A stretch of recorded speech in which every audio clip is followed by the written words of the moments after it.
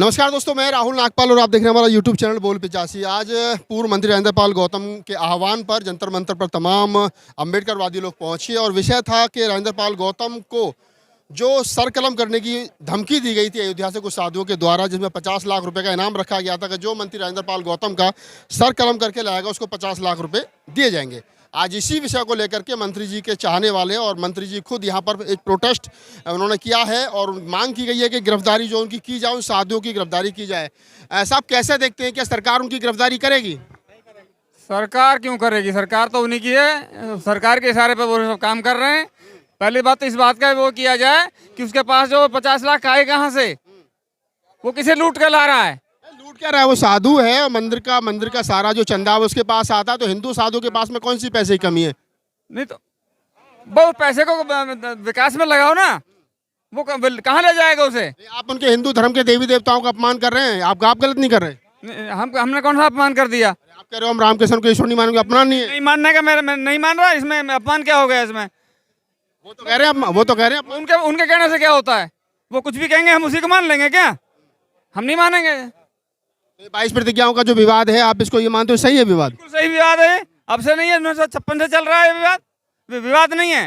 हिंदू साधु आरोप लगा रहे हैं कि आप लोगों को भड़का रहे हैं। नहीं, हम किसी को नहीं भड़का रहे। हम अपने धर्म में, हम जो इन्होंने गुमराह करके हमें उधर पहुंचा दिया, हम उसमें वापस आ रहे हैं। कहाँ वापस आ रहे हैं? आ रहे हैं, आए हुए हैं। कहाँ वापस आ रहे हैं? आ गए अपने बौद्ध धर्म में। तो बौद्ध धर्म भी तो हिंदू धर्म का हिस्सा है। कौन, किसने बोल दिया?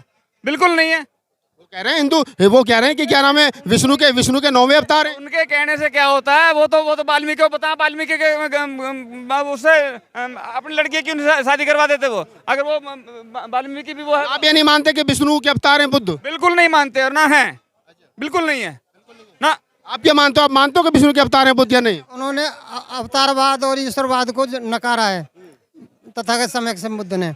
ईश्वरवाद और अवतारवाद को नकारा है। और हमारे साथ एक सीनियर साथी और हैं, साधु कह रहे हैं कि 50 लाख रुपए का इनाम दिया जाएगा जो मंत्री राजेंद्र पाल का सर लाएगा कलम करके।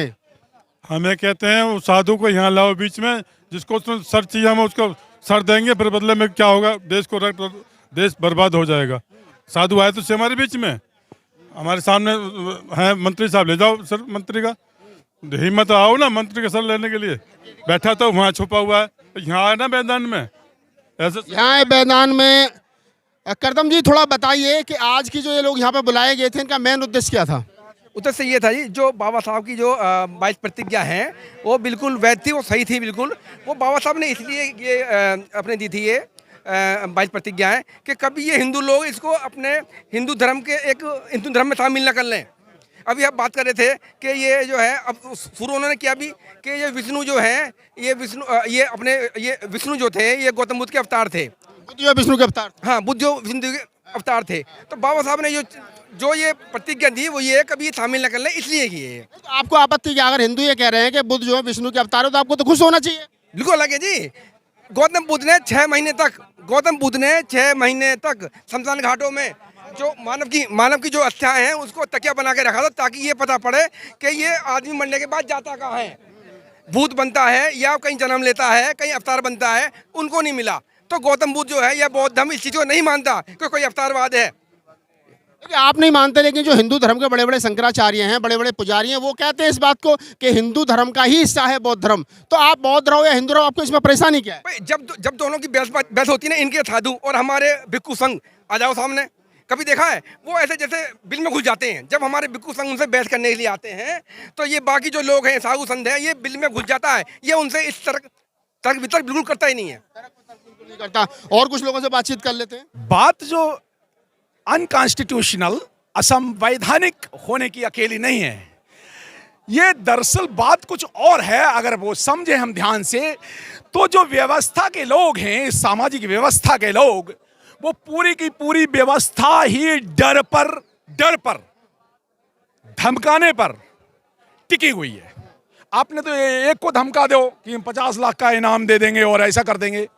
बात ये नहीं है, वो ये आपको खुल के बता रहे हैं कि हमारा ब्राह्मणवाद, पूरा का पूरी ब्राह्मणवादी व्यवस्था ही डर पर आधारित है। चाहे वो डर भाग्य का हो, चाहे वो डर भूख का हो, चाहे वो डर भय का हो, चाहे वो डर भगवान का हो, चाहे वो डर नौकरी लेने का हो, चाहे किसी एक व्यक्ति को धमकी देने का, मौत का हो। बात वो ये बता रहे हैं खुल करके उनके साधु संत कि मामला हमारी पूरा का पूरा जो ब्राह्मणवाद है, गैर बराबरी की सोच और भावना रखना ही ब्राह्मणवाद है।